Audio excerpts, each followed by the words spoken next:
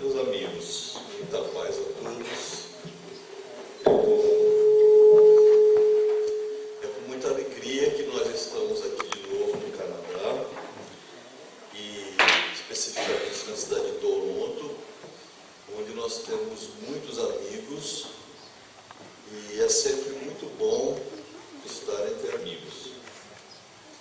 Eu não me sinto aqui numa palestra, mas me sinto no meio de companheiros queridos, inclusive os nossos companheiros de São José do Rio Preto e da cidade vizinha de Catanduva, que vieram de Montreal com um filhinho recém-nascido.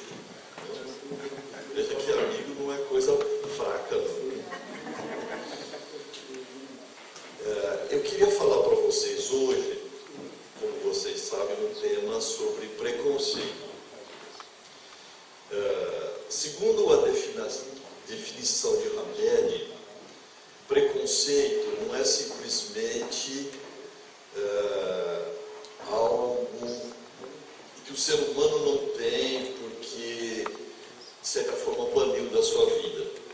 Hamed diz que preconceito é tudo aquilo que eu acredito, que eu boto fé, que eu tenho uma certeza, não porque vivi, mas porque outro viveu e me disse.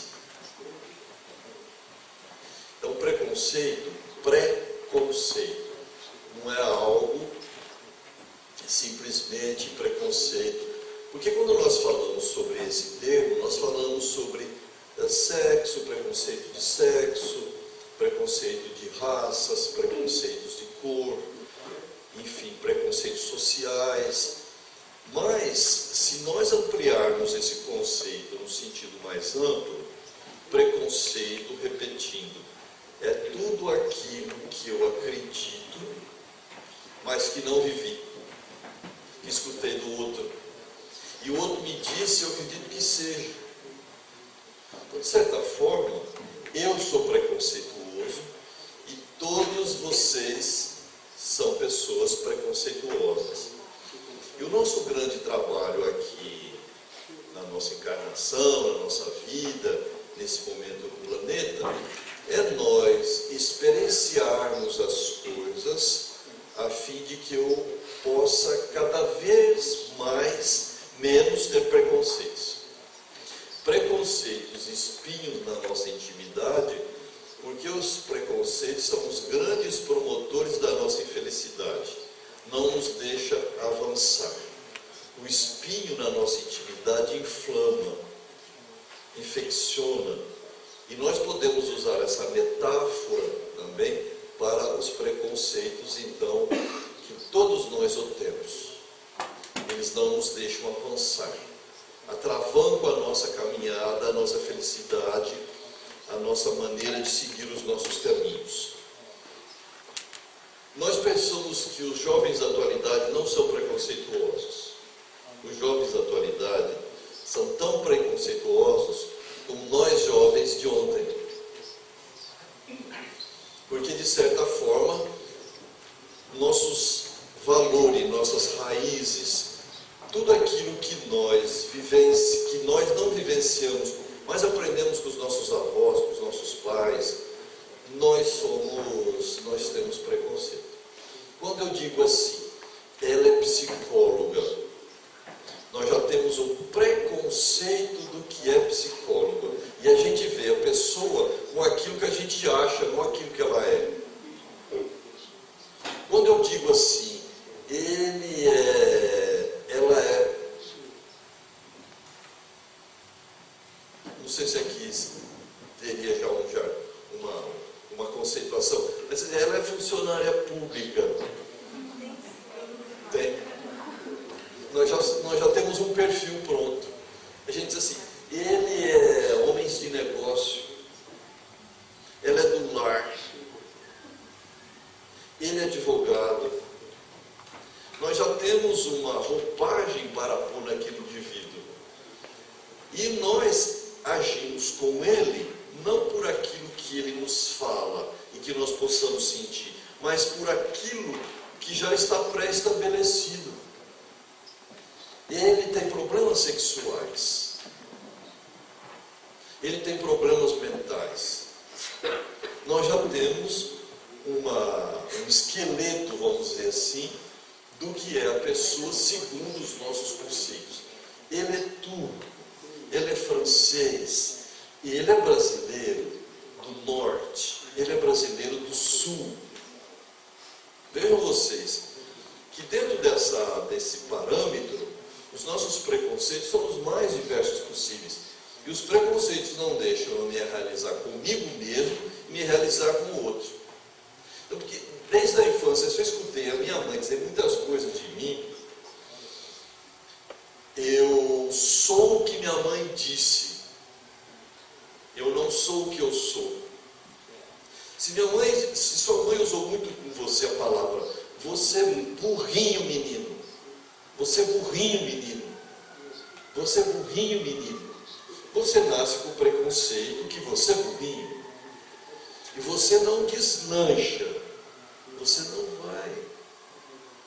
Veja que a nossa vida é repleta de preconceitos. E veja, o autoconhecimento faz com que eu me sinta, me veja, me observe para saber quem eu sou. Porque eu não sou o que os outros disseram. Eu não sou o que eu penso que eu sou o que sinto. Eu não sou o que o outro disse, eu não sou o que eu não sou o que eu penso que eu sou o que eu sinto. Então, os nossos sentimentos, eles nos dizem muito a respeito de quem somos. Se eu não presto atenção nos meus sentimentos e emoções, eu não sei quem eu sou. Tudo bem, eu sou filho de fulano, de ciclano, eu tenho essas raízes, eu tenho esses costumes. Mas se nós somos muçulmanos, se nós somos chilenos, nós temos valores diferentes, observações diferentes, porque crianças francesas aprendem coisas diferentes de crianças inglesas, por mais que esteja junto, país esperto. São culturas diferentes, são desamores diferentes, ou amores diferentes, podemos dizer assim, mas pensamos diferente. Então veja que dentro desse panorama, nós somos movidos pelos preconceitos. Quando chega alguém na casa espírita, assim, quem é você? De onde você veio? O que você faz? O que você trabalha? Já temos um perfil pronto, preconceituoso. E dentro daquilo, você trata o indivíduo por aquilo que ele disse que ele é, não por aquilo que ele disse que é, mas que você pensa que aquilo se é. É confuso, não? Está ficando entendível? Eu tenho aqui umas palavras de Buda que elas demonstram muito o que é preconceito. Então Buda dizia o seguinte, não está em inglês. Não acredite em qualquer coisa simplesmente porque você escutou. Não acredite em qualquer coisa simplesmente porque foi dito e divulgado por muitos. Não acredite em qualquer coisa simplesmente porque foi encontrado escrito em seus livros religiosos. Não acredite em qualquer coisa meramente na autoridade dos seus professores e anciões. Não acredite em tradições, porque elas foram passadas de modo acanhado por gerações, e gerações, e gerações. Mas, após a observação e análise, quando você descobre que qualquer coisa concorda com a razão e nos conduz ao bem e ao benefício de todos, então aceite e vive para isso. Vocês precisam analisar o que eu digo hoje. Porque senão vocês vão sair aqui com coisas pré-estabelecidas, preconceituosas. O Kiko disse.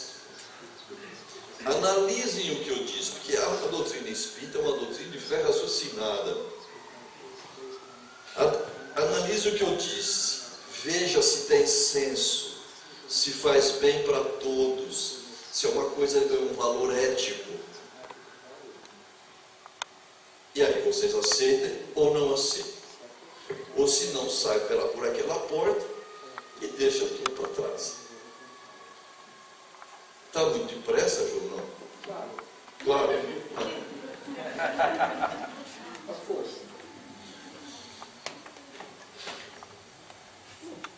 Eu acho isso fantástico. Escrito há muito tempo antes de Jesus.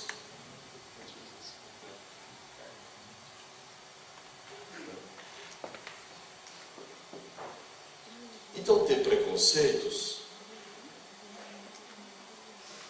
é, pois, assimilar as coisas com julgamento pré-estabelecido, fundamentado na opinião dos outros. Porque nosso quadro de valores, por nosso quadro de valores ter sido adquirido de forma não vivencial, é que o nosso mundo íntimo está repleto de preconceitos e o nosso nível ético encontra-se distante da realidade. Eu vivo distante da realidade. Nada pior que você viver fora, ou sem chão, sem os pés fincados no chão. A pessoa alienada é a pessoa que vive fora da realidade. Eu posso morar com meus pais anos e anos e não saber quem são meus pais.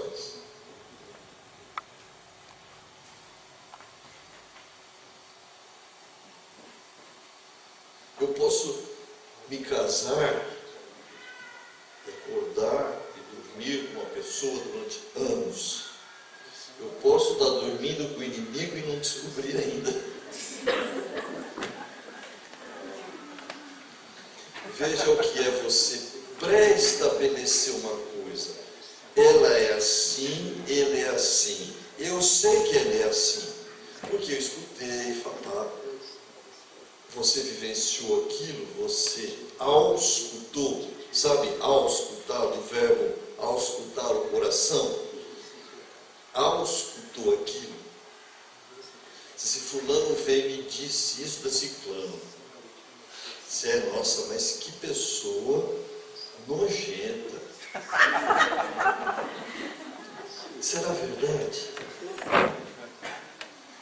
Você auscultou aquilo?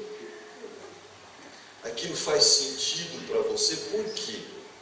Por que você concordou? Por que você autografou embaixo? Por que você assinou embaixo aquilo?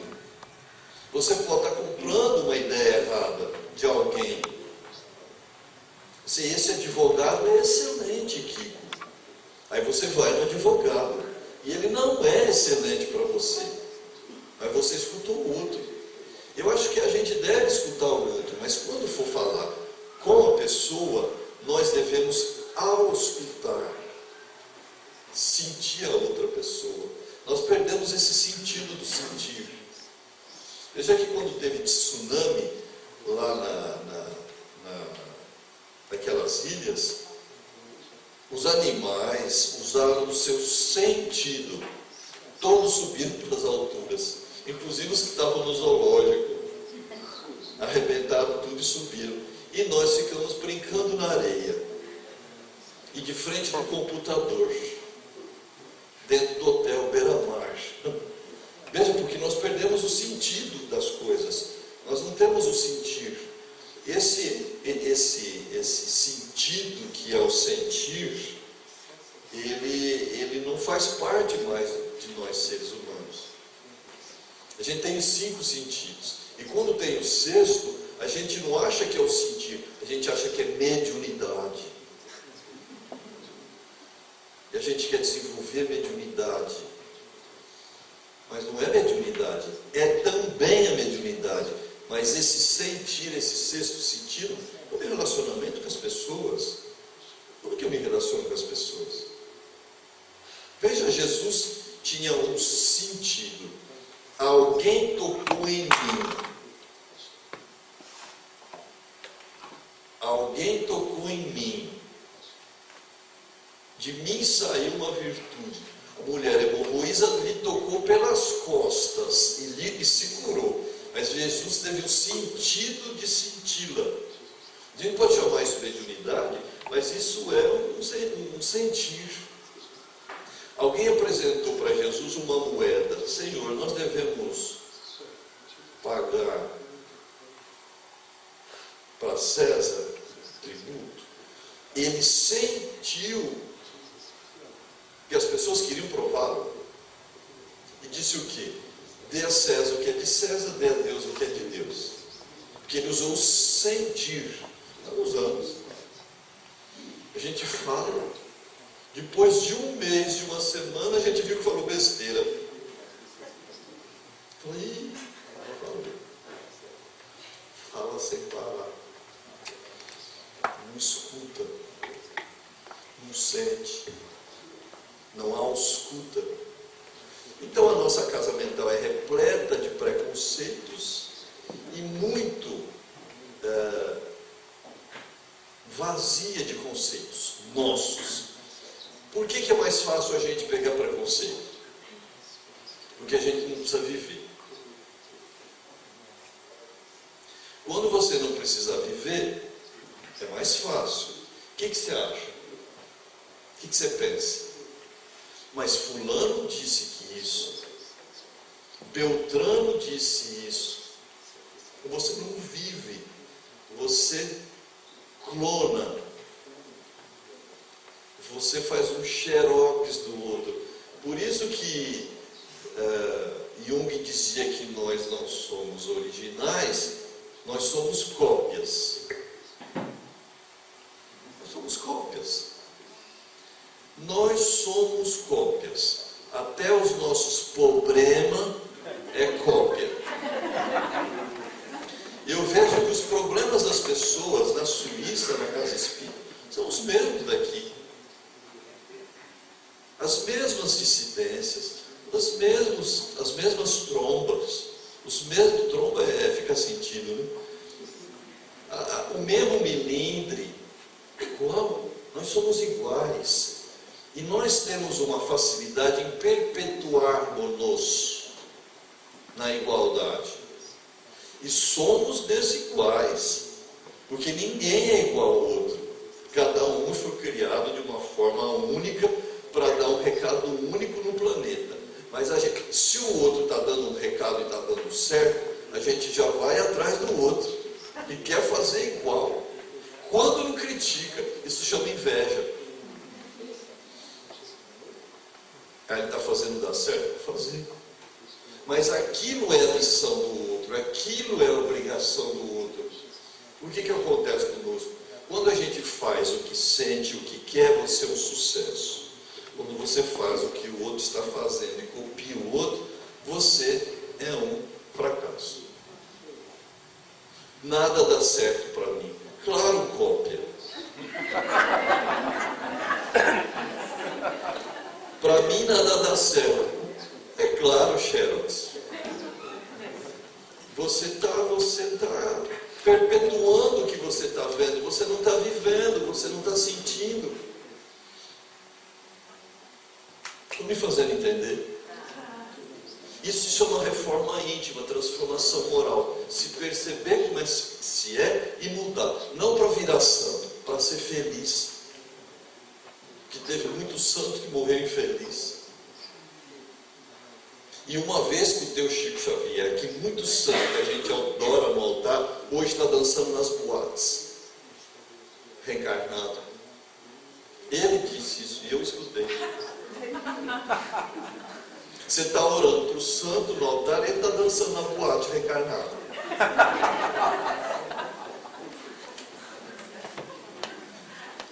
E repito, eu não escutei ninguém me dizer, eu escutei o Chico dizer isso. Porque a minha cidade era muito pertinho de Uberaba. E sempre que eu tinha oportunidade, estava lá. Então vejam vocês, como nós somos... Vocês se sentem pessoas complicadas? Não, né? Os outros são, né? Os nossos vizinhos são complicados, né? As pessoas do nosso centro espírita são gente complicada.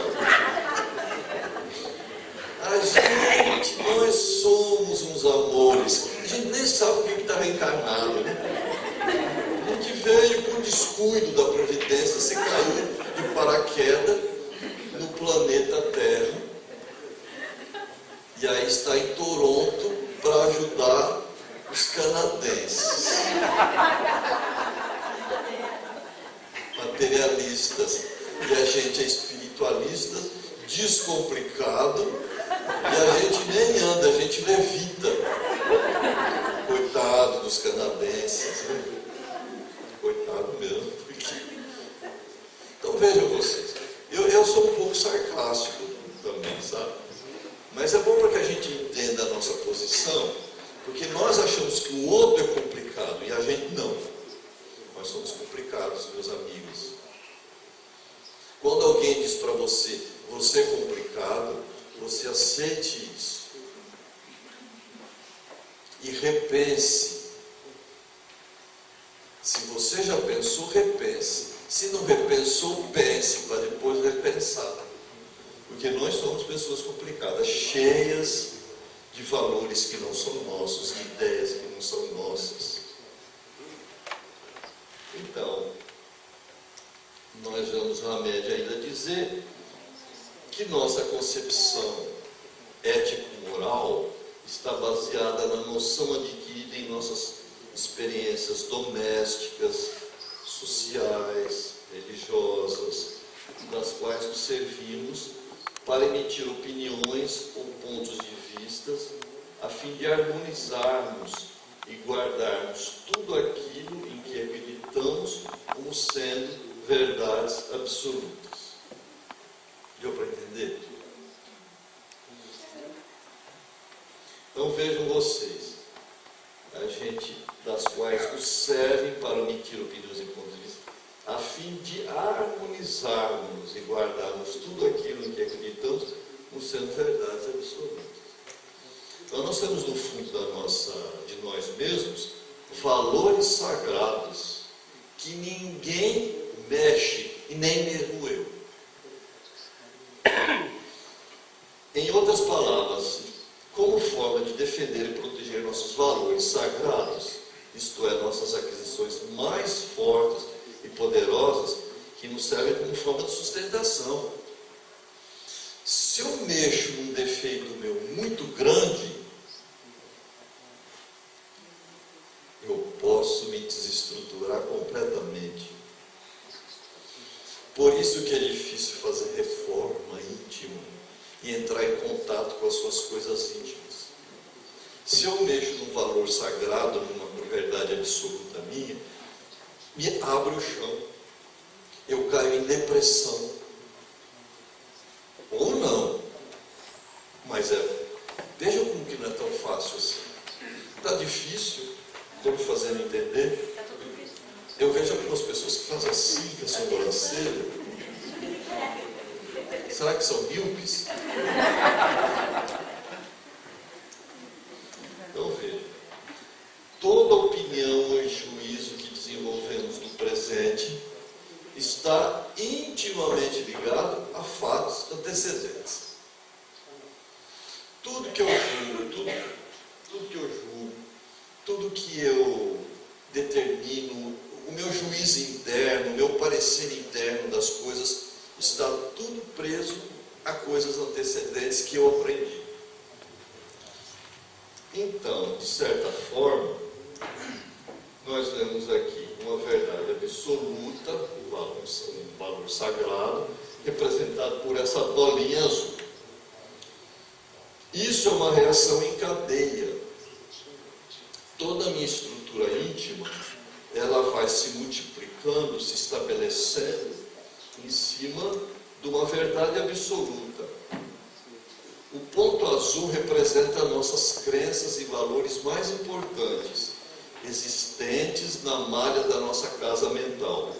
Quando esse ponto azul é desfeito ou renovado, tende a desmanchar os outros pontos amarelos subsequentes, como numa reação em cadeia.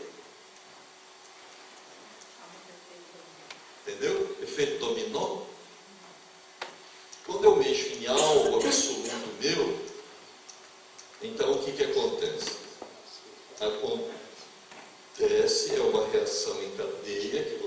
sabe muito bem o que é, e aqui tem uma representação super legal. Veja só, toda a nossa estrutura e os nossos valores sagrados aqui. Se eu mexo num valor sagrado aqui a respeito da sexualidade, e se eu renovo isso, muita coisa aqui em cima tem que ser reestruturada. Se eu, a respeito de família, se eu mexo no meu conceito a respeito de família, tudo tem que ser reestruturado lá para cima. E assim, consequentemente, a respeito de religião, por exemplo, tem algumas pessoas que assim, quem muda de religião não tem salvação. Já ouviram isso daí? Não. Veja só, se você acredita nisso, você não muda jamais de religião. Porque a salvação é um valor sagrado seu. Quem não quer ser salvo? Mesmo quem não acredita em Deus, quer ser salvo. Dá para entender? É que nem café de graça, eu não quero tomar, mas se é de graça eu tomo. Então, você não pode acreditar em Deus, mas se você não acredita em Deus, mesmo assim você quer ser salvo. No via das dúvidas, eu quero ser salvo. Deus não existe, mas se existir, eu quero ser salvo.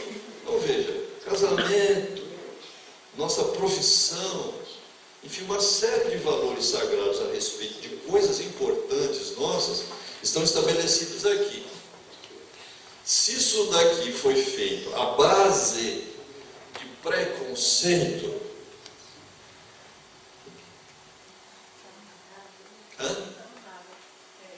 vamos no bico.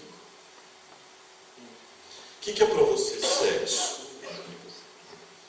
Como você vê sexo? Mesmo as pessoas que fazem sexo são preconceituosas a respeito do sexo. Eu conheço mães de 7 filhos que nunca sentiram orgasmo. E quieta. O marido nunca soube. Ele pensa que é o bonitão. Sim. Mas as pessoas vêm confessar, vêm contar, vêm se abrir. O que ela pensa de sexo? Veja, quando nós somos pequenininhos, se muitas vezes você chega na sala, você é muito pequenininho, tem visita, e você põe a mão no seu órgão, a mão no seu pipi, e a mãe vê e diz assim para você: deixa de ser sem vergonha, menino nojento, tira a mão daí. Pronto, o teu conceito de sexo já começa a deturpar e é um preconceito. Toda vez que você usa o sexo, você sem vergonha e nojento. Não explicitamente, mas lá dentro, chamado os ecos do passado, mamãe fala, mamãe bondosa, madrasta. Mas a mãe não fala por mal, ela fala porque não sabe falar melhor, ensinar melhor. Mas vejam, vocês estão percebendo como nós temos uma série de coisinhas que nós precisamos repensar o que é? Veja só, uma pessoa que tem um conflito sexual,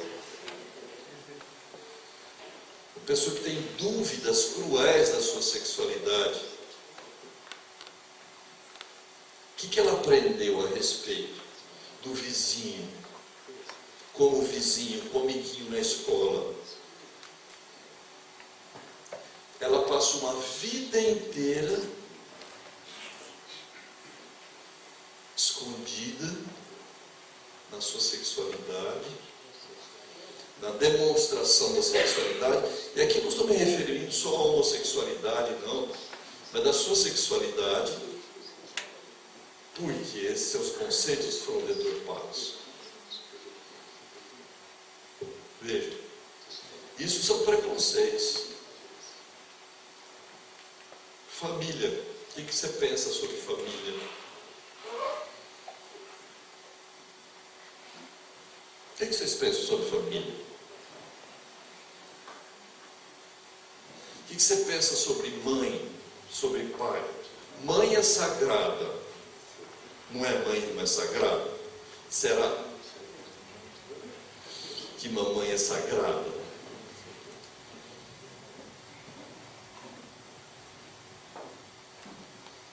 Todo mundo pode me decepcionar, menos mamãe.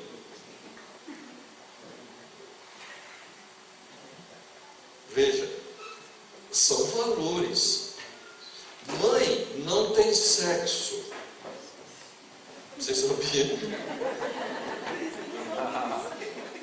Você é sexuado, né? Maravilha. Vejam vocês, como nós temos uma série de coisas. Qual é a nossa religião? Como é seu Deus? O seu Deus demonstra quem é você. Como você acredita em Deus? Deus é justo. Deus é justo. Olha o dedo. Que o dedo de Deus não caia sobre você. Que Deus você acredita? Os indianos acreditam em deuses que não são homens nem mulheres. São muitos enfeitados. Tem anéis até nos dedos dos pés. O nosso Deus é judaico-cristão. Nosso Deus é homem, barbudo. Mas eu não acredito nesse Deus mais porque eu sou espírita e eu acredito que Deus é a inteligência primeira causa, é a inteligência suprema causa primeira de todas as coisas. Questão número 1 do livro dos Espíritos. Será que isso não é só periférico? Quando você acredita que você está sofrendo algo por culpa do karma, quem está lhe castigando? É você mesmo, mas tem uma lei criada para isso, que não foi você que criou. É uma lei divina que castiga você. Não é?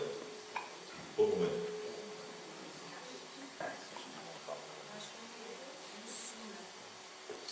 Ensina, mas você está renovada.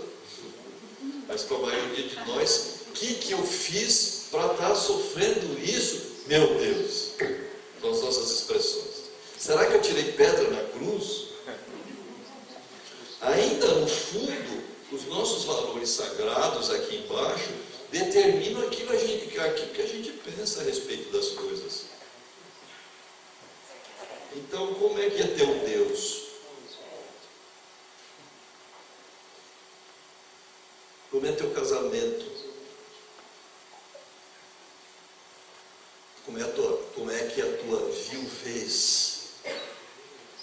Eu contei lá em Montreal, uma viúva que me procurou e disse assim, que estou viúva há tempos, há anos, e não sinto mais nada, já sublimei o sexo. Falei, que bom, que ótimo. Mas, Kiko, tem um obsessor que me persegue. Sempre tem um obsessor para levar a culpa. Que a gente não tem culpa. Quem tem culpa? O obsessor. E ele me persegue, ele me aparece aos pés da minha cama toda noite. E não é feio o que é obsessor lindo. Ele aparece aos pés da minha cama sem camisa, me olhando com aquela cara de obsessor.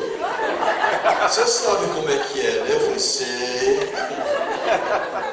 Veja só, a tua carência faz com que você tenha uma miragem. Pela sua sede de água, você vê um lago no deserto, um oásis no deserto. Veja só, por quê? Como é viúva? A viúva tem que ficar quietinha. Não estou dizendo, eu não acredito nisso.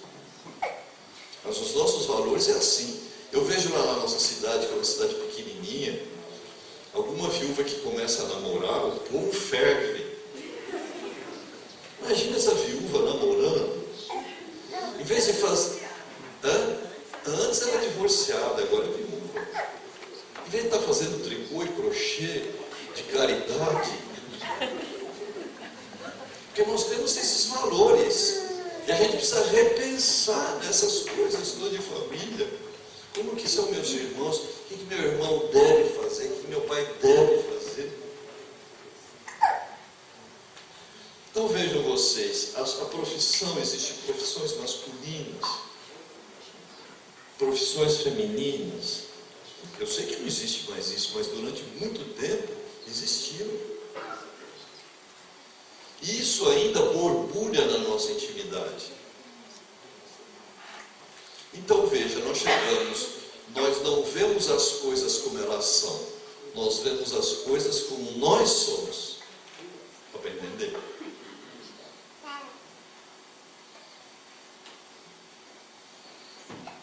Nós vemos as coisas não como elas são, nós vemos as coisas como nós somos. Nós temos uma lente que é nossa, com a coloração nossa, e eu olho o mundo e vejo o mundo como é o meu mundo. Se nós nos conscientizássemos disso, metade dos nossos problemas de relacionamento em qualquer lugar diminuiriam muito, 70%. Porque eu sei que a lente do outro é diferente da minha.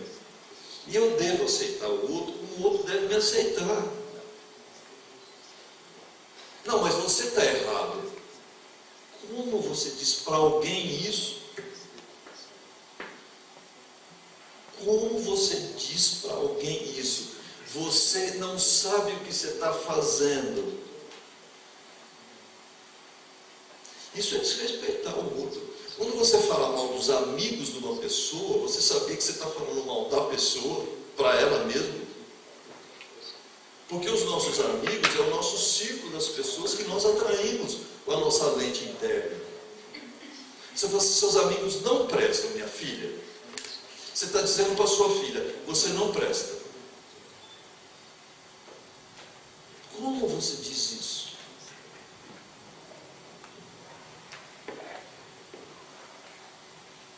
Você pode usar, assim, muitas vezes, eu tinha uma senhora, muito amiga nossa, que o marido bebia muito. Ela dizia assim, meu marido é bom, os amigos não prestam. Mas eu sei que ela estava falando do marido também. Porque meus amigos do meu marido o levam para a bebida. Ninguém leva ninguém para nada. A gente vai para o que quer. E quando não vai de imediato, mas quer ir, vai depois. Mas vai. Mesmo que desse o Papa, o Bispo e o Chico Xavier, você vai. Não encafifa, porque você encafifou, dá para entender que tem cafifa? Você. Não. Isso é problema seu. Traduza.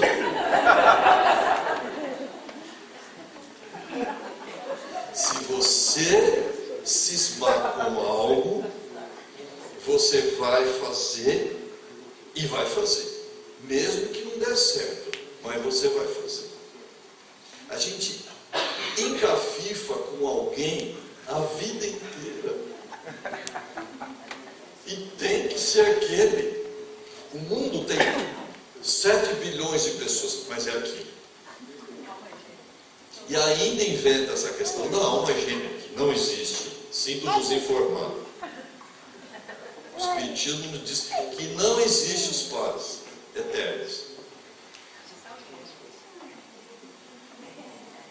As algemas. Você já achou tua algema? Já achou tua algema? Já, que bom. Se as pessoas dizem assim, Kiko, achei minha alma gêmea, que bom, nós vamos casar, já compramos as nossas coisinhas, que bom, nossas coisinhas é a cama e o guarda-roupa. Depois, né? E aí, cara, depois de 6 meses me procuram de novo, que não era minha alma gêmea, era meu karma, sabe? E eu não tinha notado, eu não tinha percebido. Mas veja, dos dois modos, você não assume responsabilidade pela sua escolha. Ou é alma gêmea, foi Deus que criou. Se é karma, também não é culpa minha, é de resgate do passado. Parece que é uma coisa que eu não tenho nada a ver com isso. Então, você não tem autorresponsabilidade. Diz assim, eu escolhi essa pessoa, mas ela não era o que eu pensava que fosse. Pronto. Não quero mais. Mas como você não quer?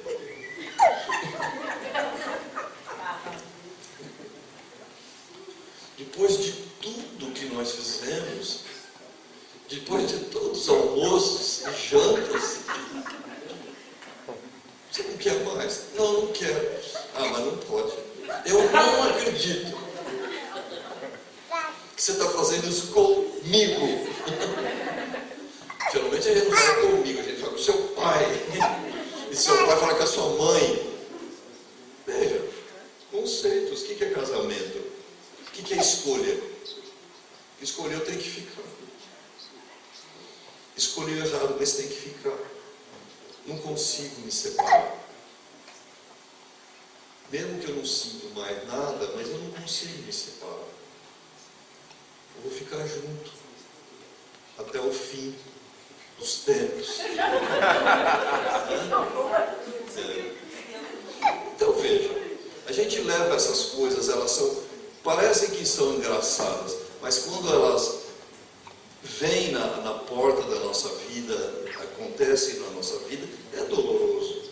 Mas o que nos faz sofrer são os preconceitos. São espinhos da nossa intimidade. Nós temos que repensá-los.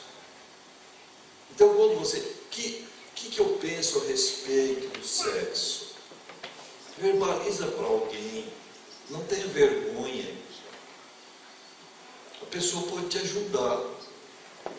Pitágoras dizia assim, não posso levar a tua cruz, mas posso ajudar a levantá-la. Ninguém pode levar a sua cruz, mas as pessoas podem ajudar a levantá-la. Então veja, o que é preconceito? São essas dores que nós temos. Einstein dizia isso daí, e ele sabia bem por quê. É mais fácil desintegrar um átomo do que acabar com o preconceito.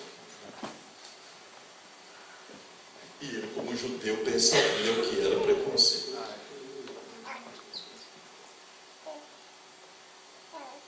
E é difícil. É um trabalho difícil. Negro tem preconceito, sabia? Branco tem preconceito. Estou falando de raça. Índio tem preconceito, raça amarela.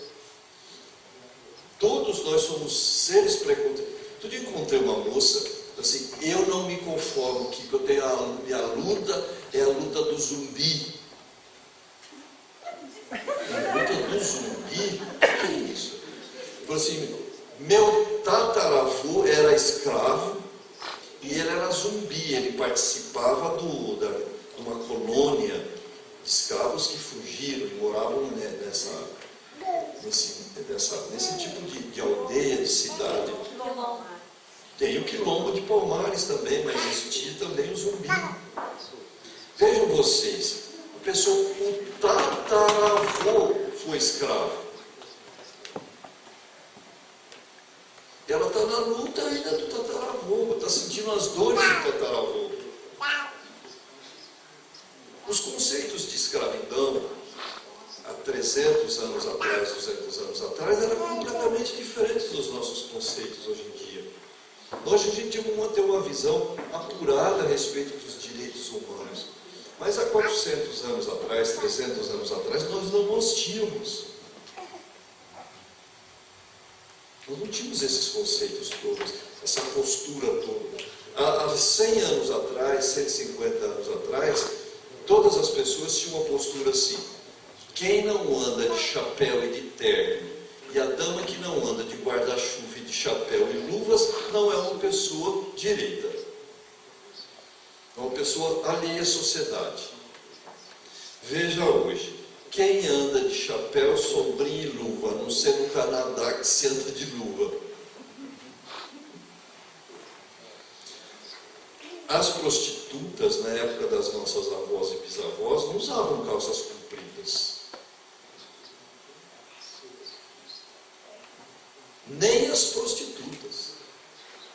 Tinha um vizinho de casa, Sandra, e ele dizia o seguinte, que ele assim, já tinha 90 anos, bons tempos atrás, ele disse assim, que ele sentava na sarjeta das calçadas para ver as moças levantarem a saia para subir no bonde. Então ele viu que é canela. Hoje em dia a gente vê o esôfago. Quem vai numa praia vê esôfago. E nem por isso são pessoas que são nossas filhas, nossas irmãs. Tudo bem. Hoje nós usamos calças compridas tão justas que o perispírito não entra. O perispírito fica para fora. E quem liga, quem olha, e quem se prende por isso. Veja que alguns conceitos nossos, alguns valores nossos morreram. Veja que o tempo vem e o tempo renova as coisas. Mas muitas mulheres se renovaram muito antes das mulheres de hoje, se emanciparam antes. Muitos homens se emanciparam antes. Então veja, na realidade nós precisamos fazer esse trabalho conosco mesmo. Eu não quero água não, obrigado. Tendências ou pensamentos julgadores estão sedimentados em nossa memória profunda. São subprodutos de uma série de conhecimentos que adquirimos na idade infantil e também através das vivências pregressas. Obrigado. Então vejam vocês, nós também trazemos de vidas passadas determinados comportamentos. Isso se chama karma. Quando você traz uma coisa de uma vida para outra. Veja o comportamento de uma pessoa inflexível. Tem pessoas que são inflexíveis. Elas não mudam nunca. Só elas têm razão. Se ela foi assim na vida passada, ela tem uma grande tendência nessa vida ser assim.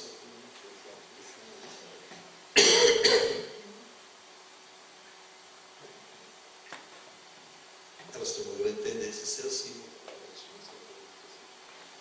Tem pessoas que sabem tudo. Pelo amor de Deus. Como é difícil viver. Eu tenho uma amiga que sabe tudo.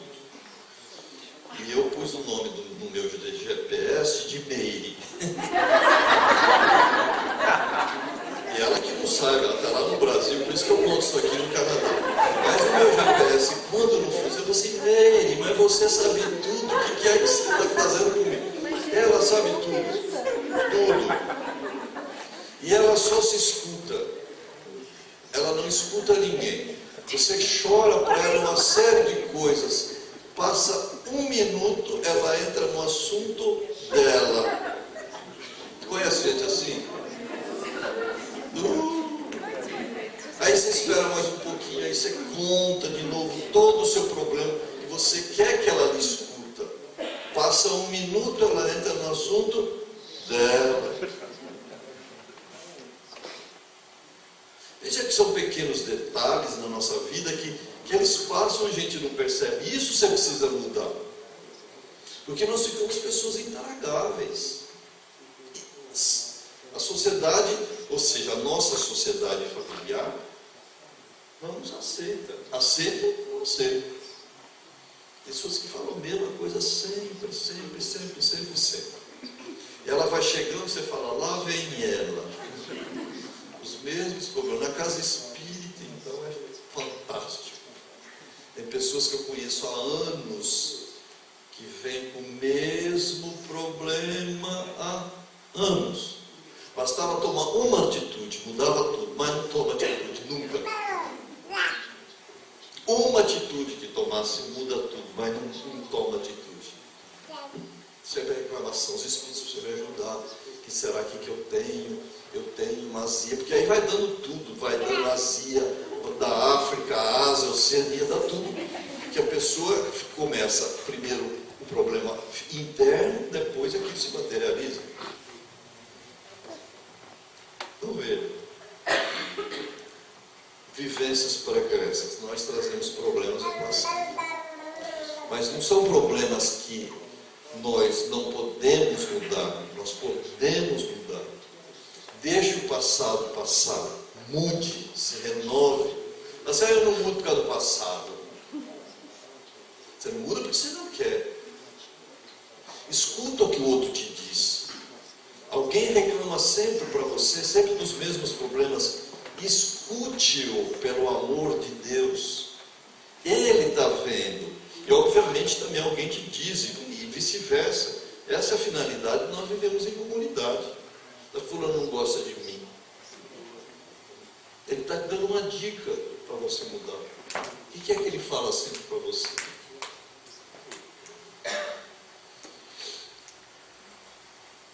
Mentalidade é a capacidade intelectual, ou seja, o conjunto de valores, costumes, hábitos e disposições psíquicas de um indivíduo.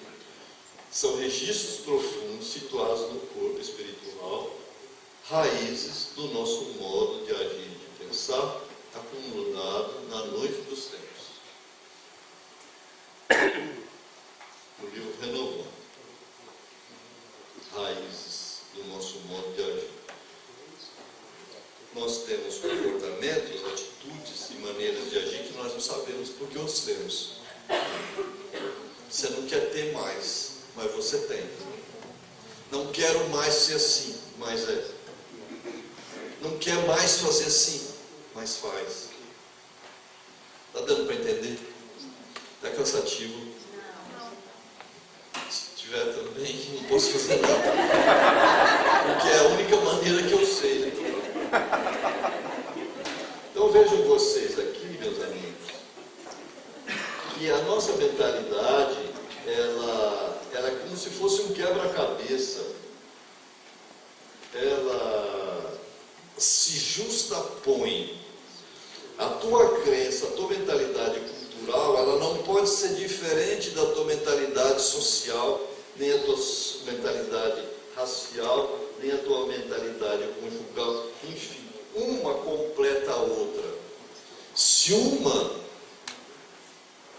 desmorona e muda, consequentemente, como lá mostrei para vocês anteriormente, muda tudo. Sabe quando você entra em crise? A maior bênção que a gente pode ter na vida é quando entra em crise. Vocês sabiam?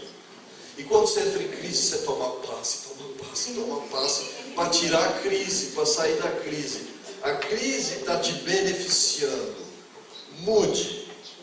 Você é o obsessor que está me atormentando. Não é, bem, o obsessor. É uma crise existencial. Algo está mudando em você. Você fica desestruturada. E quando nós ficamos desestruturados, a gente tem medo, a gente tem angústia, a gente só quer dormir, porque não quer pensar, não quer ir conta da realidade. Tem algumas pessoas que querem beber, comer. A gente foge da crise. Crise, vocês sabem que a palavra crise é a mesma etimologia da palavra crisálida. Veja, a borboleta está na crisálida, na crise. Depois sai borboleta. E vocês estão aptos a serem borboletas.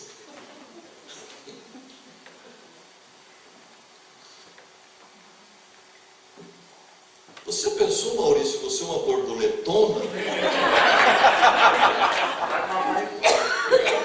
Porque seria uma borboleta grande. Vejam vocês, a gente pode nos modificar. Está em crise, dê graças a Deus. Eu sei que não é bem assim, né? Mas a crise tem esse lado bom, tem essa coisa benéfica. Por isso que os Espíritos assim, aproveitador. Está entendendo o que é aproveitador?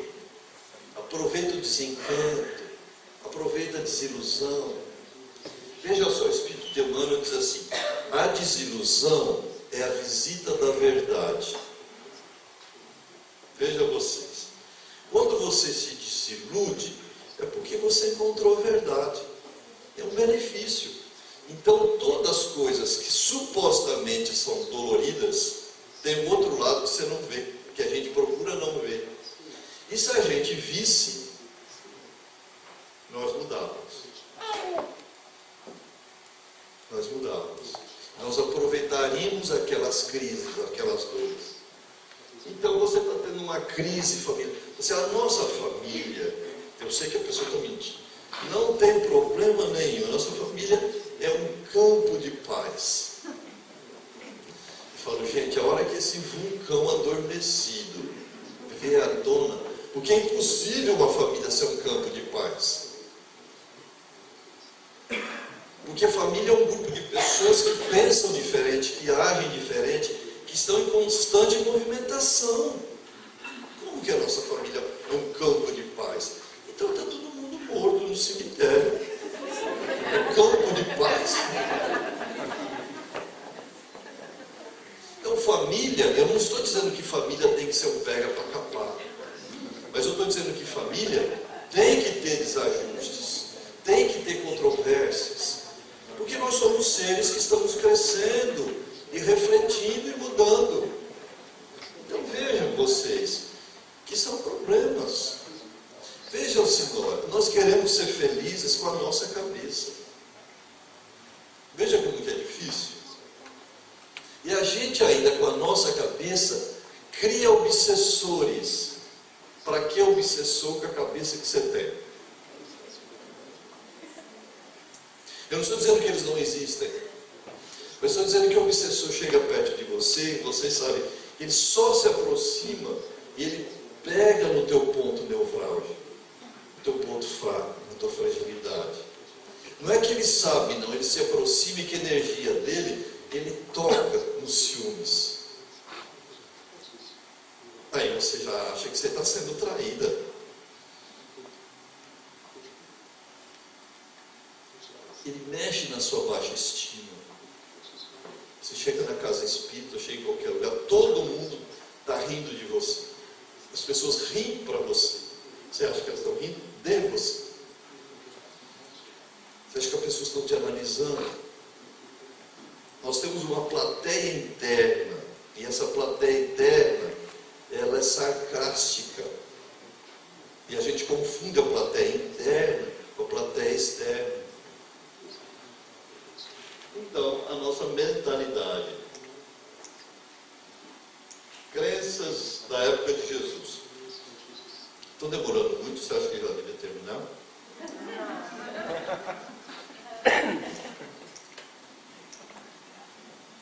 Algumas crenças da época de Jesus, alguns preconceitos da época de Jesus.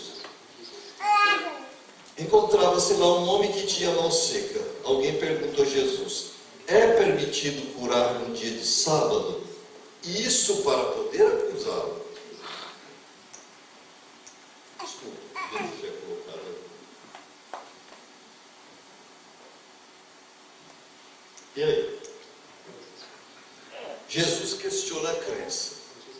Jesus respondeu: há alguém entre vós que, tendo uma única ovelha, e se esta cair num poço, no dia de sábado, não a irá procurar e retirar? Não vale o homem muito mais que uma ovelha? Veja assim, Jesus questionando verdades absolutas, valores sagrados. Não se faz nada no dia de sábado. Nada. Tanto é que isso é uma crença dos sabatistas, que é uma crença que Moisés estabeleceu, o dia do Senhor, sábado. É permitido, pois, fazer o bem no dia de sábado, disse então aquele homem. Estende a mão, ele a estendeu, E ela tornou-se sã como a outra. Os fariseus saíram dali e deliberaram sobre os meios de o matar. Veja a força da crença. Quando você muda ou tenta mudar algo,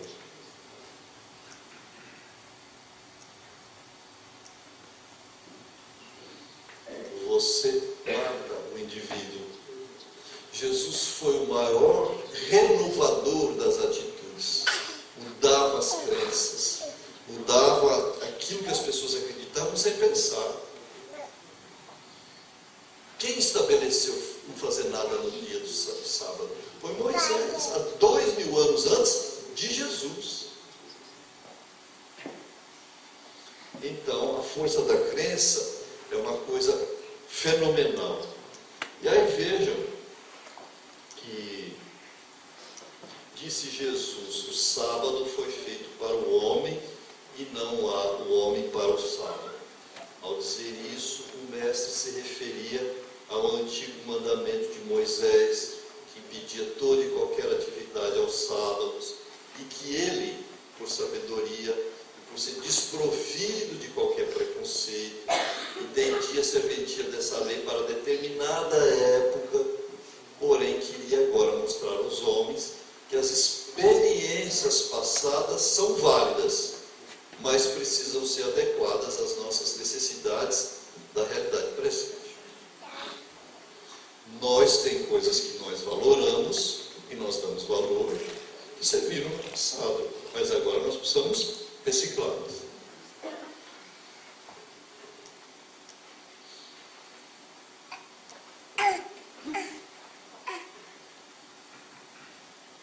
Ok? Outra crença. Existe um homem chamado Zaqueu que era pequenininho.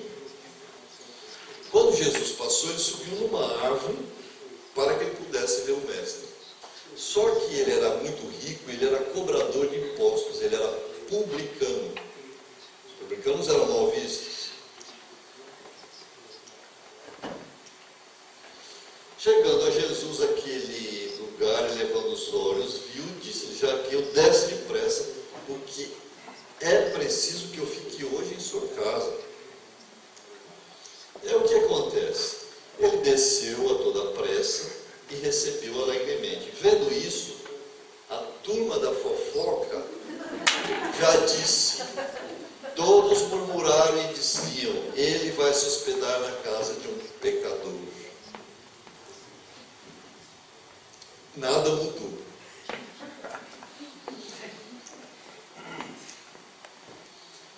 Aí Hamed disse assim: os costumes de uma época refletem de tal maneira sobre os indivíduos que eles passam a vê-los, os costumes, primeiramente como normas sociais, depois como valores morais, culminando finalmente como ordens divinas. Veja só, está com sono, Fábio?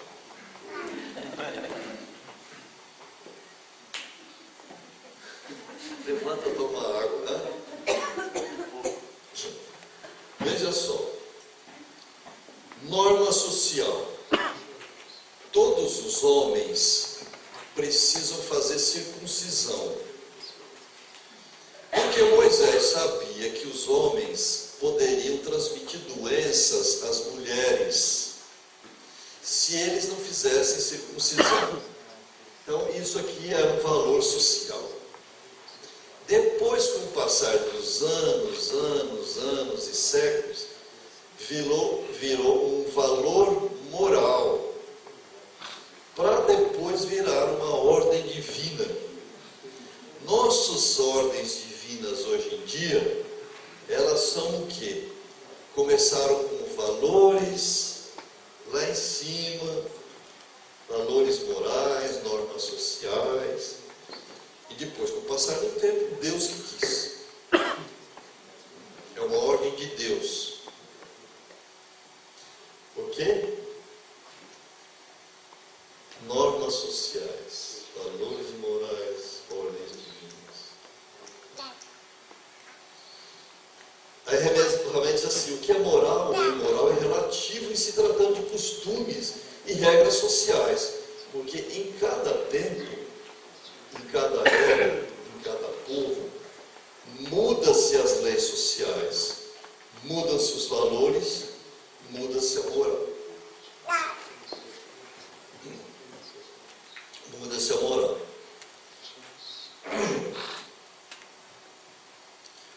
As mulheres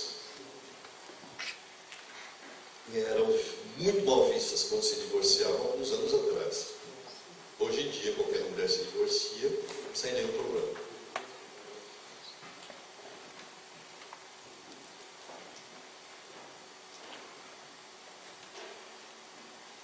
Somente os extremamente sábios, os extremamente estúpidos, aqui não mudam. Confúcio. Os extremamente sábios,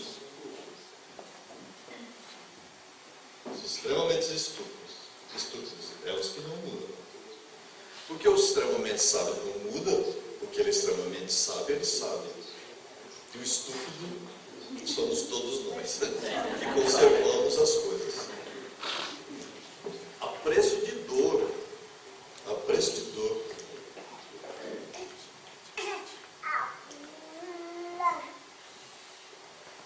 Valor mudado, crença, preconceito. O bom samaritano. Por acaso desceu pelo mesmo caminho o sacerdote, viu, passou adiante, igualmente um levita. Chegando àquele lugar, viu, passou também adiante. Mas um samaritano que viajava, chegando àquele lugar, viu e moveu-se de compaixão. Disse-lhe então a mulher samaritana: como sendo tu, judeus, me pede de beber a mim, que sou mulher samaritana? Porque os judeus não se comunicavam com os samaritanos. Preconceito. Jesus quebra o preconceito, se comunica com a mulher samaritana. Jesus diz que o samaritano, que era mal visto, ele é o que entraria primeiro no reino dos céus, porque ele era um homem de bem. Enquanto as pessoas de Samaria, elas não eram bem vistas. Mesmo que Jesus, ele era um homem que tinha valores que nós desconhecemos. Nós desconhecemos. Nós não temos noção de quem era Jesus. Um homem forte, determinado, perseverante. Quando ele precisava dizer, vós sois raças de víboras, ele dizia. Quando ele precisava dizer assim, vós sois túmulos caiados, ele dizia. Hipócritas. Vocês têm pele de ovelha, mas são lobos. E a gente não diz não para o outro. Porque o outro vai ficar sentindo. Eu não estou incitando ninguém a ser estúpido como eu. Mas tem gente que precisa escutar às vezes algumas coisas. Tem que escutar. Eu acho.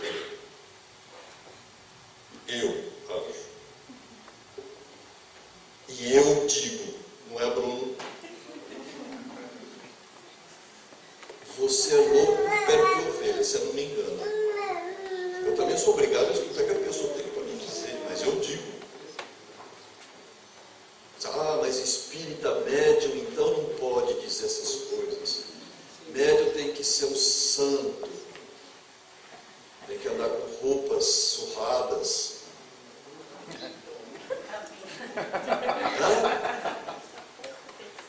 Então, não pode ter tupete. Porque a gente tem uma noção de médium. Fala, ele é médium, tem que ser aquela alma cândida. Não é bem assim. Eu, pelo menos, não sou bem assim. E digo sempre nas minhas palestras, não me tome como exemplo. Porque isso é preconceito. Vivenciem, tentem me conhecer para saber quem eu sou. E vocês não podem ter noção de mim só por eu estar aqui. Só quem convive comigo sabe quem eu sou. Só quem convive com Você que sabe quem é você. Só quem convive com a Sandra que sabe quem é a Sandra. Não é, Clarice?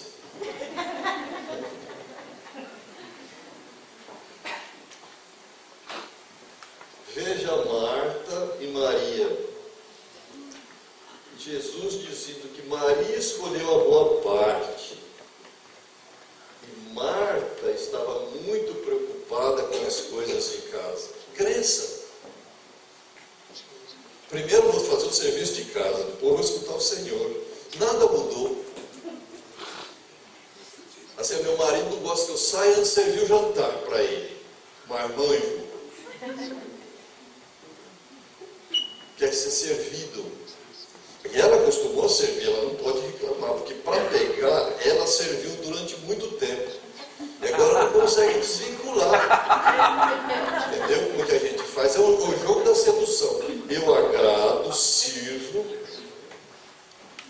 Uma senhora que vai na nossa casa espírita, ela precisa levar 2 copos de água na beira da cama do marido, uma água gelada e uma natural. Para quando ele for tomar, ele diz para ela, misture. Não estou brincando. E a Amélia mistura. Veja só, esse homem que é cruel ou ela que é cruel com ela? Ela é cruel com ele. Onde tem uma vítima, tem um algoz. Um retroalimenta o outro. Uma permissão, a pessoa dá permissão. Ele é estúpido comigo. Eu não digo, mas comigo eu penso, bem feito. Porque veja alguém, vem ver alguém ser estúpido comigo. É uma vez só. Porque as pessoas são estúpidas com as outras. Mas é estúpido comigo. Dê um passe nele, Kiko. É obsessor? Sim, encarnado. Porque veja, nós temos essa mania das pessoas serem estúpidas. E a gente não fala nada. Será que é bom? Quem é bonzinho com os outros é malzinho consigo. Lembrem-se disso.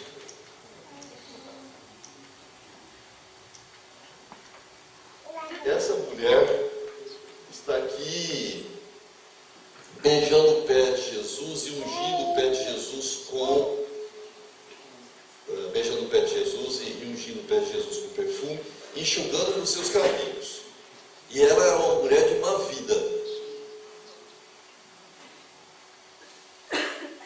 E Jesus diz para as pessoas que essa mulher muito ama.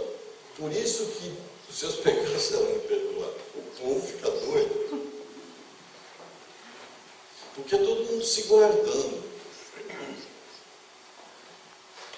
E essa mulher chega e tem esse comportamento. Porque os fariseus falam assim, por que essa mulher e os apóstolos não vendem esse perfume e dá para os pobres?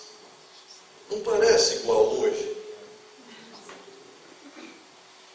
E Jesus dá uma resposta completamente diferente. Veja um homem desconhecido.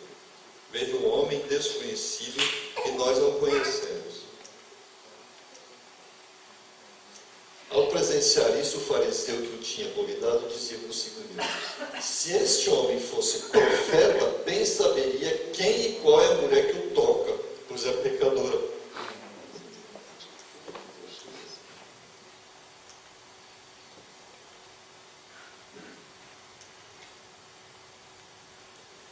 Jesus está almoçando com seus amigos. O filho do homem vem, come e bebe, dizem: é um comilão e um beberrão, amigo dos publicanos e dos devassos. Tudo no Evangelho. Veja a noção que as pessoas tinham de Jesus e as crenças. Porque o profeta não podia comer. E um profeta não podia sentar com os publicanos. O profeta não podia beber vinho, obviamente, que está bebendo vinho não era água.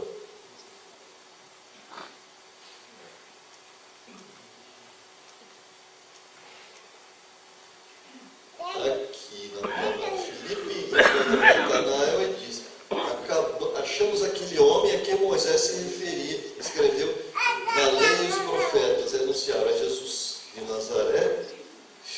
José. Respondeu Natanael: porventura pode vir coisa boa de Nazaré? Filipe retrucou: vem e vê. Porque Nazaré não era bem vista, era uma cidadezinha insignificante, como Catanduva. Pode vir boa coisa de Catanduva? Se eu fosse de Montreal já seria diferente. Pode vir boa coisa de Nazaré? Filipe sim. Vem e vê, constata, vai lá e sente. Muda teu conceito pela sua percepção. Não julgue.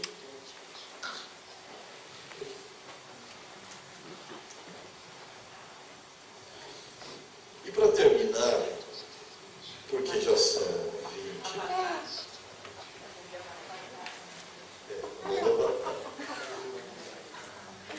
Você vê como que a gente bate o olho e julga, né? Mas é verdade, nós já temos tudo pronto na cabeça. Para mim é a mão de Deus, né? Veja só.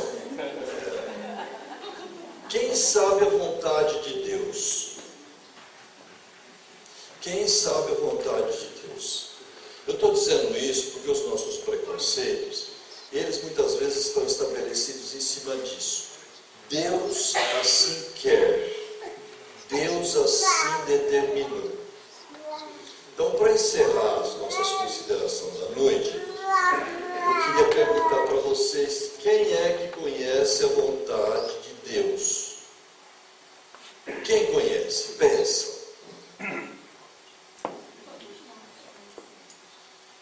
Que bom, quando eu precisar, então eu venho te procurar aqui em Toronto. Não. Quem conhece a vontade de Deus? Ninguém conhece a vontade de Deus. Os livros sagrados foram escritos pelos homens. Jesus não era Deus. Jesus poderia dizer: eu e meu Pai somos um, dizendo que ele estava integrado com o Pai. Mas a vontade de Deus, ele nunca disse qual é a vontade do meu Pai.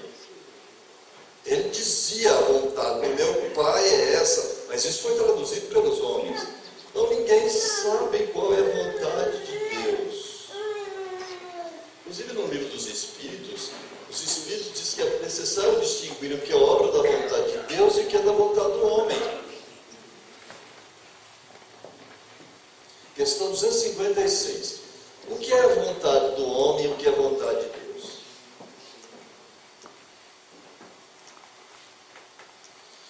Voltamos aqui para a nossa iceberg tão famoso.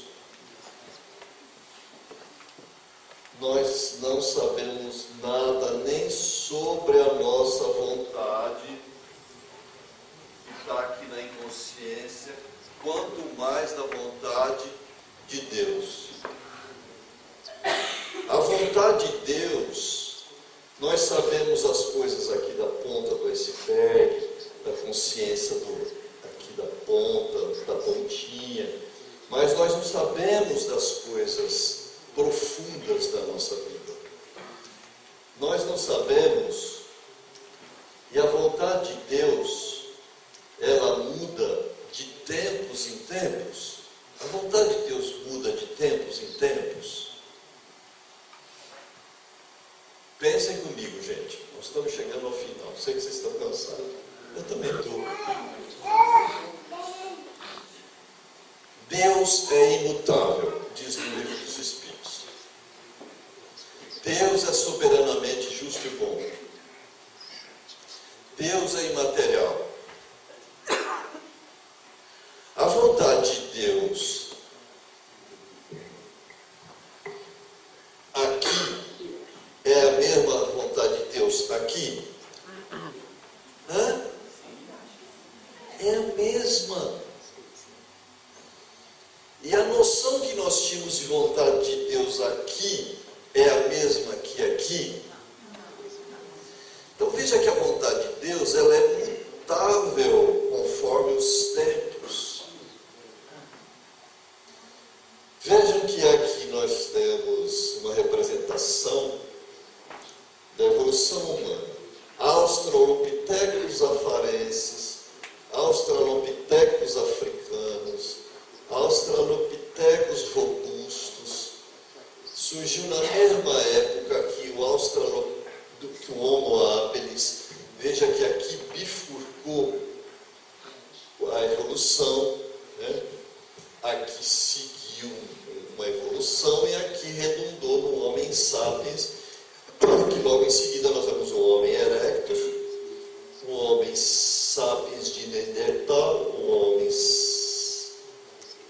sapiens, enfim, o Homem sapiens, depois o Homem científico. Eu só estou mostrando isso porque a vontade de Deus aqui era a mesma. Só que aqui, um trovão era a vontade de Deus. Hoje em dia nós sabemos que o trovão é um fenômeno da natureza. Para algumas pessoas, quando surgiu a AIDS, eles sabiam que era a vontade de Deus para castigar os homossexuais. Depois a ciência, graças a Deus, apareceu, nós temos uma ciência evoluída, e mostrou que isso era uma grande besteira, que as pessoas heterossexuais também pegavam AIDS. Mas se não houvesse ciência, o que a peste, durante a sua devastação na Europa, na Idade Média, era a vontade de Deus. E ninguém provava que não era.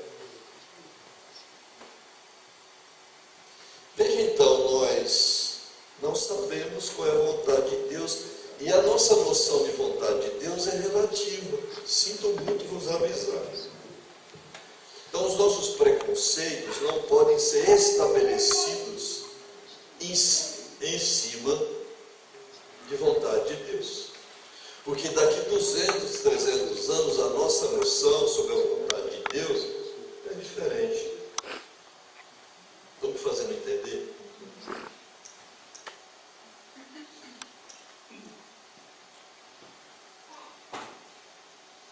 De uma noção sobre família, sobre sexo, sobre costumes. Aqui era um carinho tremendo, quando vocês pegavam uma fêmea para tirar piolinho.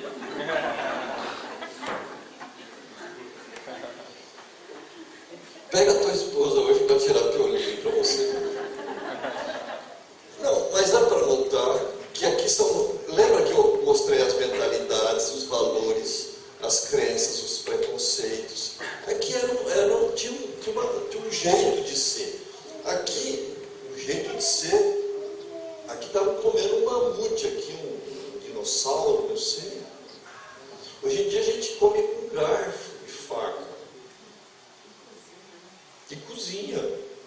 Existe sal. Existe pressão alta por causa do sal. Existe uma série de coisas.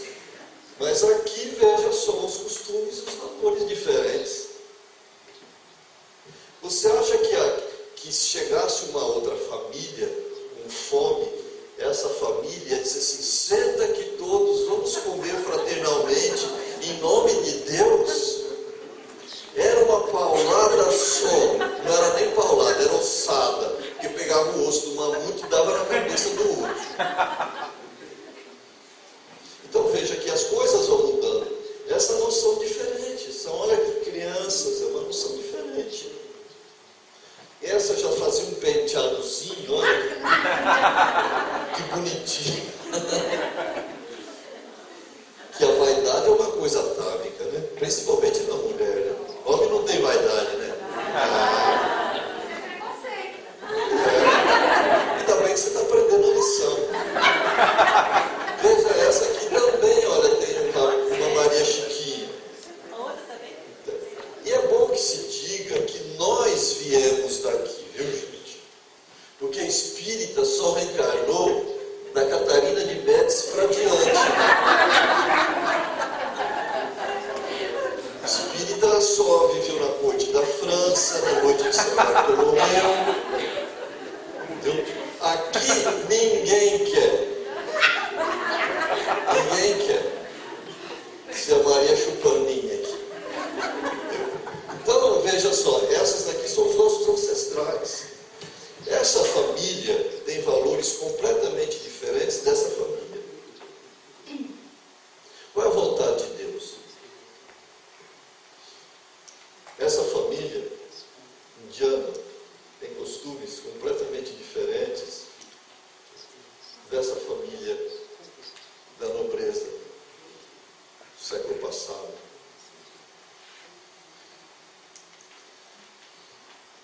Os membros da família ausentes ou presentes, vivos ou mortos, estão energeticamente presentes na estrutura familiar atual, influenciando-a profundamente, afetam nossos sentimentos, nosso modo de agir e até a nossa saúde. É uma família completamente diferente daquelas. E sucessivamente, porque isso é um estudo sobre família. Aqui é um casamento, né, na Inglaterra. Os nossos casamentos lá no Brasil tem muito churrasco e chopes. Uma coisa chique. Pelo menos eu falo da onde eu vivo, né? Eu sei que vocês vêm de tradições religiosas. Vejam que aqui é uma outra família. Eu pus uma família assim, de obesos, de gordinhos, porque esses valores familiares influenciam nos nossos valores. Porque você olha no seu pai e na sua mãe, e você não pode dizer que aqui existe uma vontade de Deus, uma vontade kármica, porque você é gordinho, porque Deus quis. Eu estou querendo mostrar para vocês a nossa coparticipação nas coisas, porque a gente não pode dizer que é valor de Deus, é vontade de Deus. Isso faz parte dos nossos conceitos, daquilo que você vivenciou. Ok? Veja uma família dos barões do café, chamadas famílias quatrocentonas, valores diferentes.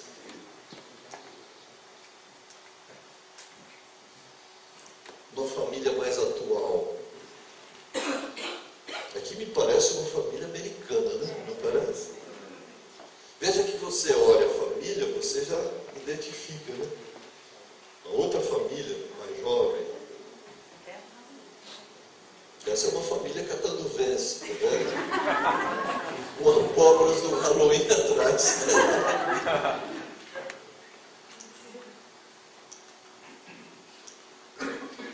Conhecimento real é saber a extensão da própria ignorância. Confuso.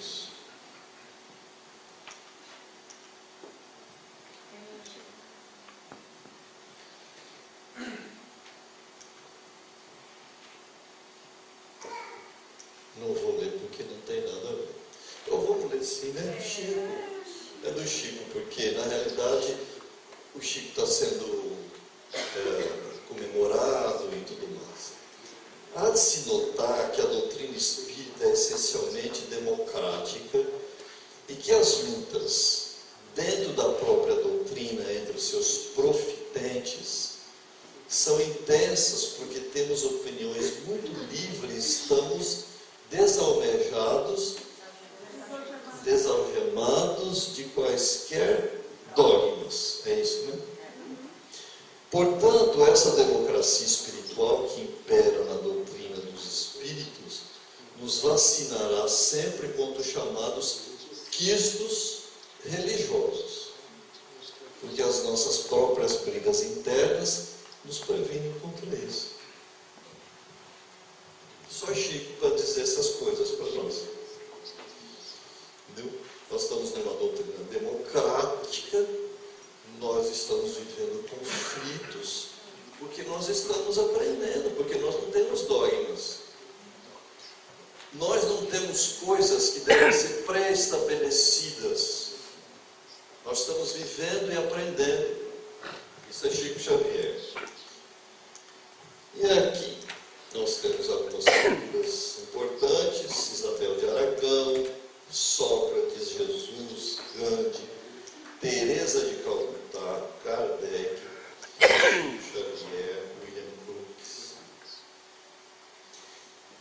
C. Diz Hamed que o indivíduo atinge um bom nível ético quando pensa por si mesmo em termos gerais e críticos. Olha só. Quando dirige sua conduta conforme julgar correto, demonstrando assim independência interior, quando é autônomo para definir o bem e o mal, sem seguir fórmulas sociais, e por fim, quando não escravo de suas crenças inconscientes, porque faz constante exercício de autoconhecimento. Isso talvez seja uma fórmula para que a gente deixe os preconceitos e haja com as nossas próprias razões e ande com as nossas próprias pernas. E aqui eu coloquei pessoas importantes que agiram de certa forma, que durante algum tempo foram mal vistas. Todos foram mal vistos. Mas no fim nós soubemos que eles fizeram esse trabalho consigo mesmo e são perpetuados até hoje por figuras importantes. Então, meus amigos, nesse nosso encontro aqui em Toronto, depois da alegria do encontro de Montreal, onde todos os grupos de Montreal e alguns de outras cidades compareceram, de certa forma, atingindo o objetivo da unificação, de nós convivermos juntos com as nossas diferenças, porque, como dizia o escritor brasileiro, a unanimidade é burra, né? Então nós precisamos aprender a viver com as nossas diferenças. E eu acredito aqui que nós estamos aqui com várias casas espíritas aqui presentes. Eu não sei os nomes das casas espíritas, mas estou vendo ali o Paul, a Giane, estou vendo o Sobek, estou vendo a Jussara, enfim, estou vendo a Sandra. Então, esse é o nosso objetivo. Esse é o nosso objetivo. Quando a gente se chama de irmão, não é aquele irmão melado. Quando a gente se chama de irmão, é que a gente sabe que nós somos uma rede enorme. Quando se mexe na ponta de uma rede, se mexe toda a rede. Como dizia Mahatma Gandhi, quando um homem sobe, todos sobem. Quando um homem cai, todos caem com esse homem. Então esse conceito de irmandade, de fraternidade, é que deve permanecer conosco. Agradeço o convite de vocês, repito as palavras de Buda do início: não acreditem nas coisas por acreditar nas coisas, pensem, analisem, mesmo as coisas que eu disse, aquilo que vos é útil, guardem, o que não for útil, deixem. E lembre-se sempre que esse trabalho de extirpar os espinhos da nossa intimidade, que são os preconceitos, é um trabalho vital para a nossa felicidade, desde já. A felicidade não é de lá só, é desde agora. Não posso